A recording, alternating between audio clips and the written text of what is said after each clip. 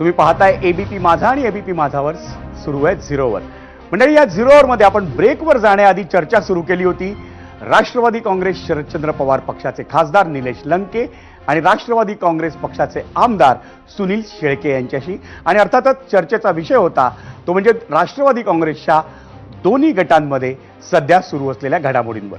ब्रेकवर जाण्याआधी दोघांनीही आपल्याला रोहित पवारांनी सुनेत्रा पवार यांना दिलेलं जे समर्थन आहे राष्ट्रीय अध्यक्षपदासाठी त्यावरती दोघांनी उत्तर दिलं. पण आणखी एक मुद्दा रोहित पवारांनी आज पुढे अगदी जोमानं रेटलाय आणि तो म्हणजे 12 जिल्ह्यातल्या मतदारांना रोहित पवारांनी आवाहन केलं आहे. आणि त्या आवाहनात रोहित पवार काय म्हणतात निलेशजी ऐका, सुनीलजी ऐका. अजितदादांना स्मरून त्यांच्या विचाराला सहकार्य करण्याची हीच योग्य वेळ आहे. तसंच अजितदादांचे विचार पुढे घेऊन जाणं हीच त्यांना खरी श्रद्धांजली आहे.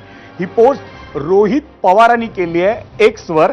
त्यामुळे विलिनीकरणाची जी आत्ता जी चर्चा सुरू आहे त्यावेळेत रोहित पवार नेमकं काय सुचवू पाहतायत असं जनतेच्या मनात आहे.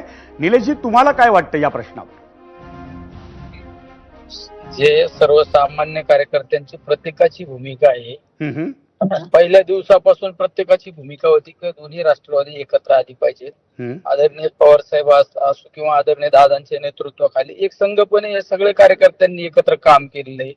राजकारणाच्या काही घडामोडीमध्ये मधल्या कालखंडामध्ये काय बदल झाले, पण प्रत्येकाचं एक असं काहीतरी मन सांगून जात होतं की नाही, हे एकत्र आले पाहिजे, ही सगळ्यांची भूमिका होती. त्यामुळं हा क्षण पाहण्यासाठी सर्वजण त्या ठिकाणी आतुर होते. पण आज या सगळ्या घडामोडीची मुख्य भूमिका बजावणारे दादा आज आपल्यात नाही. ही एक दुःखांकित घटना आहे. ही पोकळी कधी न भरून येणारी पोकळी आहे. ह्या विलिनीकरण या सगळ्या गोष्टींसाठी एक सर्वसामान्य कार्यकर्त्याची भूमिका आहे की ही एकत्र आली पाहिजे.